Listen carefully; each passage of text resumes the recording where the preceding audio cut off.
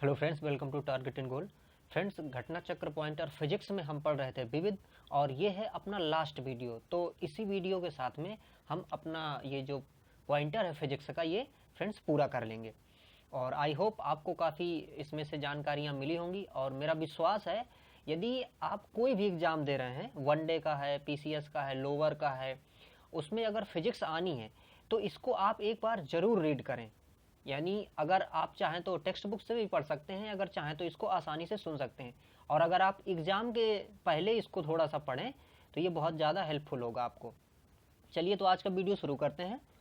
भारत द्वारा अंटार्कटिका में निर्मित शोध स्टेशन कहलाता है भारतीय। देखिए हमने क्या किया है कि अंटार्कटिका में कोई उस तरह का तो लोगों का निवास है नहीं, तो सारे देशों ने वहाँ अपने शोध संस्थान, शोध स्टेशन स्थापित किए हैं। तो हमने भी सबसे पहले 1983-84 में एक स्टेशन हमने स्थापित किया था गंगोत्री नाम से। इसके बाद हमने दूसरा स्थापित किया था मैत्री नाम से। फिर इसके बाद 2011 में हमने स्थापित किया था भारती नाम से। तो ये शोध स्टेशन है वहाँ पर, जो कि शोध का काम करते हैं। चूँकि वहाँ का जो क्लाइमेट है वो इतना मतलब कोल्ड है, ठंडा है ज़्यादा, तो इसलिए वहाँ सर्वाइव करना काफ़ी मुश्किल है। यहाँ पर देखिए सुमेलित करना है हमें। तो आइसोबार संबंधित किससे है? दाब से संबंधित है। आइसो हाइट ये संबंधित है ऊंचाई से। और आइसो हेलाइन ये लवणता से संबंधित है। और आइसोबात संबंधित है गहराई से। तो ये इनका संबंध है। किसी जल निकाय के घनत्व प्रवणता को दर्शाती है क्या? पिक्नोक्लाइन। तो पिक्नोक्लाइन किसी भी जल राशि में या जल निकाय में उसके घनत्व को प्रदर्शित करती है। जगुआर डोर्नियर 228, सारथी बीएमपी 2 तथा मिग 27 एम में से एक वायुयान नहीं है। तो इनमें देखिए जो सारथी बीएमपी सेकेंड है ये वायुयान नहीं है, ये रूस द्वारा एक फाइटर मतलब कि कह सकते हैं कि यंत्र था, या फिर ये कह सकते हैं कि एक फाइट करने के लिए उन्होंने सपोर्ट सिस्टम अपना तैयार किया था। तो वो था ये सारथी बीएमपी। मैं आकाश गंगा का नागरिक हूँ, ये किसने कहा था? ये कहा था कल्पना चावला ने। कल्पना चावला जो कि आप जानते हैं कि भारतीय मूल की पहली महिला थी जो कि अंतरिक्ष का ट्रेवल की थी। तो ये कल्पना चावला ने कहा था कि मैं इस गैलेक्सी का, मतलब कि इस आकाश गंगा का नागरिक हूँ। प्रथम भारी पानी संयंत्र हैवी वाटर देखिए जो है उसका संयंत्र सबसे पहले कहाँ स्थापित किया गया? नांगल में स्थापित किया गया। अब ये भारी पानी देखिए क्या होता है कि हैवी वाटर ये कई तरह से मतलब औषधियों के रूप में भी प्रयोग होता है, और इसके साथ साथ में ये नाभिकीय रिएक्टर में भी यूज किया जाता है। लौह, हाइड्रोजन, ऑक्सीजन तथा नाइट्रोजन में से एक प्रकृति में अनुचुंबकीय है। तो इनकी प्रकृतियों में से एक की प्रकृति जो है वो अनुचुंबकीय है। वो किसकी है? ऑक्सीजन की। ऑक्सीजन की प्रकृति अनुचुंबकीय है। लिथियम, सोडियम, फ्रेंसियम तथा सीरियम में से कमरे के तापमान पर द्रव रूप में से है। कमरे के तापमान में द्रव रूप में कौन पाया जाता है? फ्रेंसियम। धातु चुंबक और कमरे के ताप पे जो हमारा पारा होता है वो भी कैसा है? द्रव होता है। लेकिन पारा क्या है? एक धातु है, लेकिन वो द्रवित रूप में पाई जाती है। और ऊष्मा का बहुत अच्छा सुचालक है, जिससे हम थर्मामीटर में उसका उपयोग आसानी से कर पाते हैं। धातु चुंबक द्वारा आकर्षित नहीं होती। क्या? एल्यूमिनियम। मतलब कि जो चुंबक है वो ऐसी चीज़ों को आकर्षित करती है जो लौह युक्त हैं, लेकिन एल्यूमिनियम जो है वो लौह युक्त नहीं है, इसलिए ये क्या होगा? इसमें आकर्षित नहीं होगा। निकिल, कोबाल्ट, क्रोमियम तथा तांबा में से विद्युत अनुचुंबकीय है। तो विद्युत अनुचुंबकीय कौन है? इसमें से तांबा। चुंबकीय सुई संकेत करती है, ये संकेत करती है उत्तर की ओर। देखिए हमारी जो पृथ्वी है पूरी, तो हम जानते हैं कि उत्तरी ध्रुव है और दक्षिणी ध्रुव है। उत्तरी ध्रुव और दक्षिणी ध्रुव में क्या है कि एक अपना चुंबकत्व है इनका। और जो चुंबक होती है, ये चुंबक को हम जानते हैं कि इसमें दो वो होते हैं, एक होता है नॉर्थ, एक होता है साउथ। तो रियलिटी ये है फ्रेंड्स कि आप जानते हैं चुंबक में अगर एक ही तरह का अगर ध्रुव आप चपकाने की कोशिश करेंगे तो दूर भागेगा। जैसे अगर मान लीजिए यहाँ पे नॉर्थ है और नॉर्थ का ही दूसरा चुंबक यहाँ ला के अगर चपकाने की कोशिश करें तो ये दूर भागेगा। लेकिन नॉर्थ और साउथ तो क्या होगा? एक्चुअली वो चपक जाएगा। तो इसी प्रकार से यहाँ पे हमारे उत्तरी और दक्षिणी गोलार्ध में क्या है, चुंबकत्व है।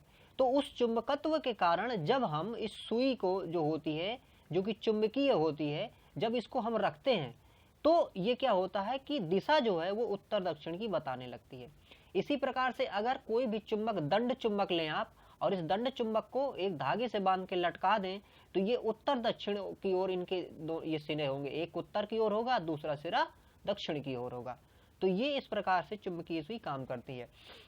और एक बात आपने सुना होगा कि उत्तरी ध्रुव की ओर सिर करके नहीं सोना चाहिए। ये मिथक नहीं है, ये एक प्रकार से साइंस के हिसाब से, ऐसे साइंस के हिसाब से है कि जैसे हमारा जो शरीर है ना, हमारे शरीर में ब्लड है और ब्लड में क्या पाया जाता है, आयरन पाया जाता है। ठीक है, आयरन क्या होता है, चुंबक के प्रति आकर्षित होता है। और जब हम सोते हैं तो अगर ये उत्तर की ओर हमारा सर रहता है तो क्या होता है कि हमारे जो ब्लड में पाया जाने वाला जो आयरन है वो इससे आकर्षित होने लगता है, इस ध्रुव से आकर्षित होने लगता है। तो ब्लड का जो सर्कुलेशन होता है वो सर की ओर जाने लगता है, इसलिए ब्रेन हैमरेज होने की संभावना बढ़ जाती है। इसलिए ये ऐसा मतलब मिथक नहीं है, बल्कि ये एक साइंटिफिकली है। चुंबकीय सुई संकेत करती है, अभी हमने इसको देखा तो ये उत्तर की ओर करती है। टेप रिकॉर्डर की टेप लेपित होती है। आपने टेप देखा होगा और छोटे में उससे खेले भी होंगे काफी। तो वो जो टेप होता है फ्रेंड्स, टेप रिकॉर्डर में गाने सुनने वाला जो कैसेट होता था, अब तो उसका ज्यादा यूज नहीं हो रहा है, तो मैग्नेटिक टेप बोलते थे उसको। तो मैग्नेटिक क्यों कहते थे उसको, क्योंकि वो चुंबकीय होता था। ठीक है, तो वो फेरोमैग्नेटिक चूर्ण से लेपित किया जाता है। वो जो काला काला टेप आपको दिखता है उसमें एक मैग्नेटिक मटेरियल लगा होता है, और इसी मैग्नेटिक मटेरियल में हमारी जो सूचना है, जो इन्फॉर्मेशन है, वो स्टोर हो जाती है। और जब हम इसको किसी डिवाइस में लगा के सुनना चाहते हैं तो यही जो इन्फॉर्मेशन है वो डिकोड होके हमें सुनाई देती है। घड़ी में स्फटिक क्रिस्टल का कार्य आधारित है। तो घड़ी में स्फटिक क्रिस्टल का जो कार्य आधारित है वो है दाब विद्युत प्रभाव पर आधारित है। किसी इलेक्ट्रॉनिक घड़ी में लोलक के समतुल्य पुर्जा होता है। वो कौन सा पुर्जा होता है, क्रिस्टलीय दोलित्र। निम्नलिखित कथनों पर देखिए विचार करना है और फिर हमें यहाँ पे बताना है कि कौन से ये सही हैं या कौन से गलत हैं। तो देखिए यहाँ पर पहला कथन है, द्रव क्रिस्टलों का सबसे महत्वपूर्ण प्रौद्योगिकीय अनुप्रयोग आंकिक प्रदर्शन है। तो द्रव क्रिस्टल जो होते हैं वो प्रौद्योगिकी में अगर आंकिक मान प्रदर्शित करने हैं तो काफी ज्यादा हेल्पफुल होते हैं। तो ये बात यहाँ पर सही है। दूसरा कथन है, मोडेम एक ऐसी युक्ति है जो एक कंप्यूटर तथा एक फोन लाइन से जोड़ता है। तो ये बात बिल्कुल सही है। इसी फिजिक्स में मैंने कंप्यूटर वाला सेक्शन थोड़ा सा पढ़ाया था, तो उसमें आपको याद होगा कि मैंने मोडेम के बारे में काफी अच्छा बताया था। तो मोडेम जो है आप जानते हैं कि मॉड्यूलेशन और डिमॉड्यूलेशन का काम करता है। जैसे कि चर्चा की थी हमने कि जो मान लीजिए फोन है, जैसे तो फोन में आप बात कर रहे हैं तो ये आप तो मतलब एनालॉग सिग्नल दे रहे हैं, लेकिन ये मॉडेम के थ्रू डिजिटल सिग्नल में कन्वर्ट हो जा रहा है और फिर ये ट्रांसमिट किया जा रहा है नेटवर्क के थ्रू। तो इस प्रकार से ये एक युक्ति है जो कंप्यूटर तथा फोन में या फोन लाइन में प्रयोग की जाती है, जिससे कि हमारा कम्युनिकेशन एस्टेब्लिश हो पाता है। अगला है कथन इसमें, सामुद्रिक विज्ञान का राष्ट्रीय संस्थान कोयम्बटूर में है। तो ये कोयम्बटूर में नहीं है, ये कहाँ पे है फ्रेंड्स, गोवा में। तो सामुद्रिक विज्ञान का राष्ट्रीय संस्थान गोवा में है, तो ये कथन इस प्रकार से गलत हो जाता है। अगला देखिए, वर्जिनिस 70 वीडियो कार्यक्रम की रिकॉर्डिंग की एक पद्धति है। तो ये वीडियो रिकॉर्डिंग की पद्धति नहीं है, बल्कि ये अमेरिका द्वारा बनाया गया एक यान था फ्रेंड्स, वर्जिनस 70। द्रव क्रिस्टल प्रयुक्त होते हैं। द्रव क्रिस्टल किसके लिए प्रयुक्त होते हैं, कलाई घड़ियों में, प्रदर्शन युक्तियों में तथा पॉकेट कैलकुलेटरों में द्रव क्रिस्टल का प्रयोग किया जाता है। यहाँ पर देखिए हमें मिलान करना है। तो पहला है नेशनल इंस्टीट्यूट ऑफ ओशोनोग्राफी, मतलब कि समुद्र विज्ञान का राष्ट्रीय संस्थान। तो ये कहाँ पे है, ये है फ्रेंड्स गोवा में, जैसा हमने देखा ऊपर। दूसरा है Indian national centre for ocean information services, यानी कि समुद्र सूचना सेवाओं का भारतीय राष्ट्रीय केंद्र, ये कहाँ पे है? ये है हैदराबाद में। और अगला national institute of ocean technology, यानी कि समुद्र प्रौद्योगिकी का राष्ट्रीय संस्थान, ये कहाँ पे है? चेन्नई पे है। और अगर और हम आगे बात करें तो अंटार्कटिक स्टडी सेंटर, ये कहाँ पे है? मतलब कि आर्कटिक अध्ययन केंद्र, ये भी गोवा में अवस्थित है। निम्नलिखित में फिर से देखिए हमें सुमेलित करना है। विक्रम साराभाई अंतरिक्ष केंद्र, ये कहाँ पे है? ये है तिरुवनंतपुरम में। ये फ्रेंड्स पूछे जाते हैं अधिकांशतः, ये तो ऐसे मिलान करने को पूछ लेता है, ये सीधे सीधे पूछ लेता है कि विक्रम साराभाई अंतरिक्ष केंद्र निम्न में से किन शहरों में स्थित है। अब वहां पर ऑप्शन दिए होंगे और आपको वहां मार्क क्या करना है? तिरुवनंतपुरम। ISRO यानी कि इसरो उपग्रह केंद्र, तो इसरो का उपग्रह केंद्र ये कहाँ पे है? ये है बेंगलुरु में। और SHAR केंद्र ये कहाँ पे है? श्रीहरिकोटा में है। और स्पेस एप्लीकेशन केंद्र ये कहाँ पे है? अहमदाबाद में है। पुनः देखिए हमें सुमेलित करना है, तो केंद्रीय उच्च तिब्बतन अध्ययन संस्थान, केंद्रीय उच्च तिब्बतन अध्ययन संस्थान ये कहाँ पे है? वाराणसी में है।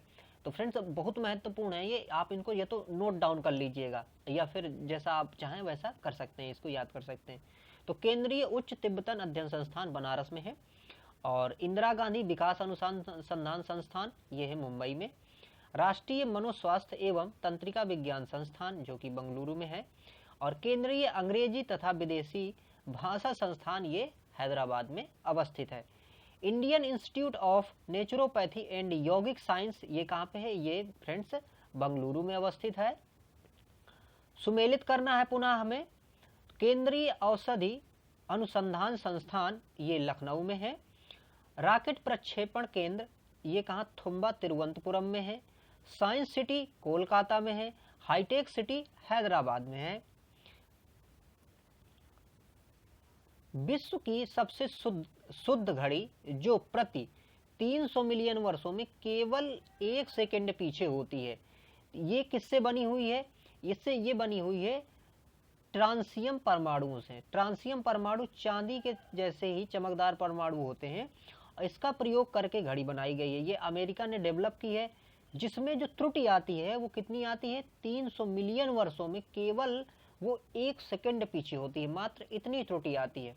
और ये जो घड़ियां होती हैं इनका जो प्रयोग है, जब नाभिकीय हम रिएक्टर में यूज कर रहे होते हैं या फिर और बड़े बड़े अगर हम प्रोजेक्ट कहीं पे यूज कर रहे होते हैं, तब हम इन घड़ियों का प्रयोग वहां पर करते हैं। इसी के साथ जो हमारे सुपर कंप्यूटर होते हैं वो भी उन प्रयोगों में यूज किए जाते हैं, क्लाइमेट में, वेदर में प्रयोग किए जाते हैं। एक कार्बन माइक्रोफोन सबसे श्रेष्ठ प्रयुक्त होता है, ये सबसे ज्यादा प्रयुक्त होता है या एफिशिएंटली प्रयुक्त होता है कहाँ पे? टेलीफोन में। तो ये माइक्रोफोन आप जानते होंगे, तो ये टेलीफोन में प्रयोग किया जाता है। ग्रहों की गति के नियम का प्रतिपादन किया था किसने? केपलर ने। केपलर ने दिया था कि ग्रह हैं जो उनकी गति किस तरह से होती है। चुंबकीय अनुनाद बिंबीकरण मतलब कि MRI, ये MRI आधारित है किसमें? नाभिकीय चुंबकीय अनुनाद पर। तो नाभिकीय चुंबकीय अनुनाद पर MRI आधारित है। सोलेक्सा होता है।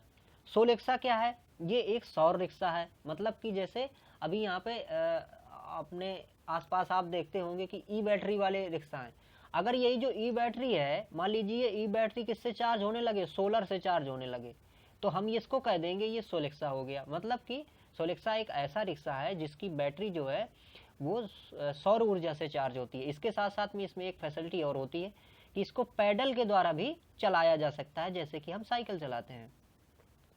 नाइट्रोट्रॉन ऐसा संयंत्र है जिससे उत्पन्न किया जाता है कृत्रिम मौसम। तो कृत्रिम मौसम उत्पन्न करने के लिए साइटोट्रॉन का यूज किया जाता है।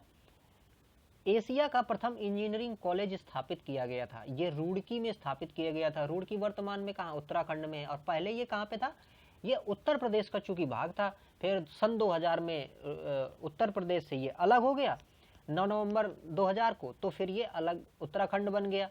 और यहीं पर रुड़की कॉलेज अवस्थित है, जो कि एशिया का पहला इंजीनियरिंग कॉलेज है। भारत की मीट्रिक प्रणाली आरंभ हुई थी। भारत ने मीट्रिक प्रणाली को आरंभ किया 1 अप्रैल 1957 को। टैकियान से तात्पर्य क्या है?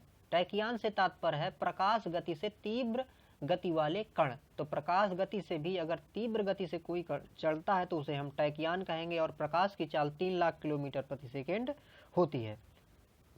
हमें यहाँ पर सुमेलित करना है, एक तरफ व्यक्ति दिए गए हैं और कैसे जाना जाता है इनको, किस नाम से जाना जाता है, ये क्या उपलब्धि है इनकी। तो जॉन सी मेथर, इनको भौतिकी का नोबेल पुरस्कार मिला था 2006 में।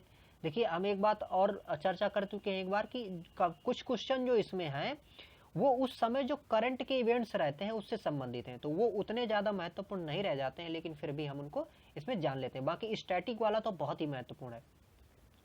माइकल ग्रिफिन ये नासा के प्रशासक रहे हैं, और पाल जी एलन ये माइक्रोसॉफ्ट के सह संस्थापक थे। पियर्स सेलर्स जो हैं ये अंतरिक्ष पदयात्री रहे हैं। अब यहाँ पर देखिए राजा रमन्ना के बारे में विकल्प दिए गए हैं और फिर हमें बताना है कि उनमें से कौन से विकल्प सही हैं। तो पहला इसमें विकल्प है इनके लिए, आणविक उपकरण के परीक्षण करने वाले वैज्ञानिकों की टीम का निर्देशन किए थे, तो ये बात ठीक है।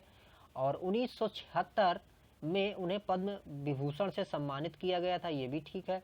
1990 में उन्हें रक्षा का संघीय राज्य मंत्री बनाया गया, ये भी ठीक है इसमें।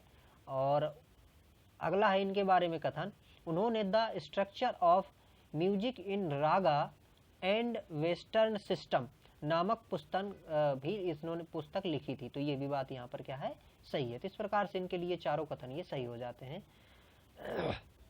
वाटर जेट तकनीक का प्रयोग किया जाता है खदानों में। देखिए वाटर जेट तकनीक के माध्यम से आप मतलब कि किसी चीज़ की डिज़ाइन भी बना सकते हैं, पत्थर काट सकते हैं। इसी प्रकार से इसका खदानों में प्रयोग किया जाता है बेधन के काम में। तो चूंकि पानी जो होता है अगर इसको हम बहुत ज़्यादा फोर्स से यूज करें तो ये जिस प्रकार से हम किसी तेज धारदार औजार से चीज़ों को काटते हैं वैसे हम पानी से भी चीज़ों को काट सकते हैं। यदि कोई सूचना टेलीफोन द्वारा डायल करके अन्यत्र टेलीविजन स्क्रीन पर देखी जा सके तो उसे क्या कहते हैं, टेलीफैक्स कहते हैं। लेजर बीम का उपयोग होता है आँख की चिकित्सा में, मतलब कि लेजर के द्वारा क्या करते हैं, हम आँख का ऑपरेशन करते हैं। जैसे कि मान लीजिए किसी को अगर मोतियाबिंद हो गया तो मोतियाबिंद में भी क्या किया जाता है कि लेजर के माध्यम से क्या करते हैं, उसके मतलब जो उनका मोतियाबिंद है उसको बाहर निकाल के, कैटरेक्ट को बाहर निकाल के हम नया उसमें से वो इंजेक्ट कर देते हैं। सुमेलित करना है हमें शुष्क बर्फ। शुष्क बर्फ क्या होती है, ठोस कार्बन डाइऑक्साइड होती है।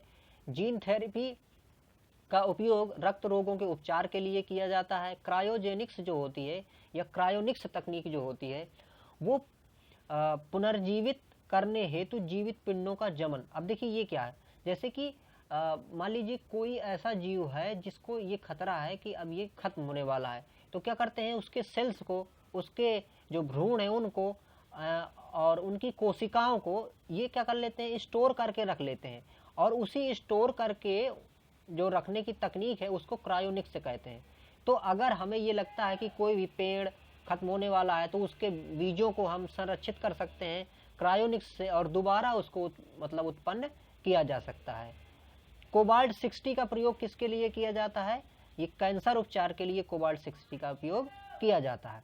खनिज मिनरल जो हम मिनरल वाटर कहते हैं ये क्या है, ये एक अकार्बनिक ठोस होते हैं जो कि क्रिस्टल के रूप में पाए जाते हैं और ये शरीर के लिए उपयोगी भी होते हैं, इसलिए ये काफ़ी अपना महत्वपूर्ण रोल रखते हैं। यहाँ पर सत्य कथन है कि कार्बन मोनोऑक्साइड गैस से अधिक वायु प्रदूषण होता है। अब देखिए जो CO यानी कार्बन मोनोऑक्साइड गैस होती है ये कार्बन डाइऑक्साइड गैस से भी ज़्यादा खतरनाक होती है। जैसे अगर मान लीजिए कि कोई कमरा है, उसमें कोई व्यक्ति अगर अंदर सो रहा है और अगर उसने कोयला जला लिया है, कोयला, और बंद कर लिया है गेट, तो ये मानिए कि उसकी मृत्यु होने के बहुत ज़्यादा चांस बढ़ जाते हैं, क्योंकि जब कोयला जलता है तो उससे कार्बन मोनोऑक्साइड निकलती है।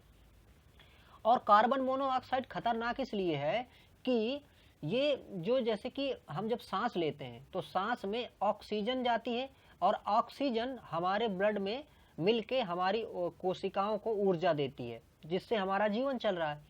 लेकिन जब कार्बन मोनोऑक्साइड ज़्यादा होती है वायुमंडल में, तो हम जब सांस के द्वारा कार्बन मोनोऑक्साइड को अगर ग्रहण करते हैं तो जो हमारा ब्लड होता है, और ब्लड में आप जानते हैं कि हीमोग्लोबिन जो कि ऑक्सीजन के संचार का काम करता है, तो ऑक्सीजन न ले जाके वो क्या करने लगता है कि कार्बन मोनोऑक्साइड को ले जाने लगता है।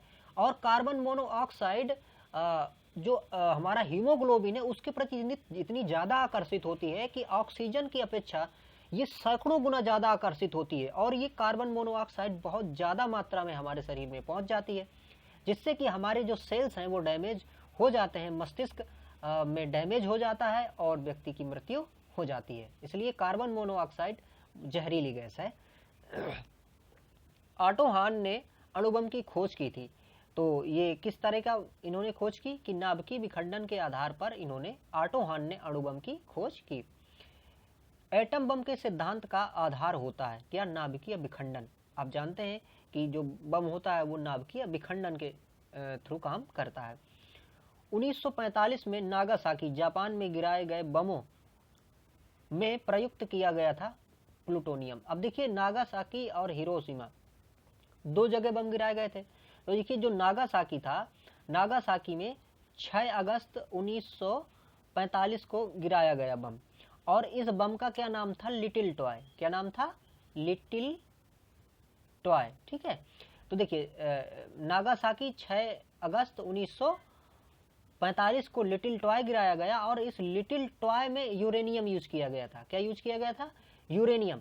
इसके बाद में 9 अगस्त को नागासाकी में गिराया गया बम। तो 9 अगस्त 1945 को नागासाकी में जो बम गिराया गया था उसका नाम क्या था? फैटमैन। क्या नाम था उसका? फैटमैन। और इस फैटमैन में जो प्रयोग किया गया था वो क्या प्रयोग किया गया था? प्लूटोनियम। तो फैटमैन में प्लूटोनियम प्रयोग किया गया था। इस प्रकार से ये 1945 का जो है, आप जानते हैं कि जो द्वितीय विश्व युद्ध था, ये द्वितीय विश्व युद्ध में अमेरिका द्वारा जापान में 2 बम गिराए गए थे। प्रथम 3D दूरदर्शन प्रसारण प्रायोगिक तौर पर प्रवृत्त किया गया था। तो 3D प्रसारण सबसे पहले किसने प्रवृत्त किया था? ये प्रवृत्त किया था अमेरिका ने, और ये 1950 के दशक में ही इन्होंने कर लिया था। मतलब कि 50 से 60 के बीच में ही इन्होंने ये प्रयोग किया था कि 3D में टीवी के माध्यम से दूरदर्शन का प्रसारण किया था इन्होंने। हाल ही में संयुक्त राज्य अमेरिका ने ऑस्ट्रेलिया समूह और वेसेनार व्यवस्था के नाम से ज्ञात बहुपक्षीय निर्यात नियंत्रण व्यवस्था में भारत की सदस्यता का समर्थन किया है।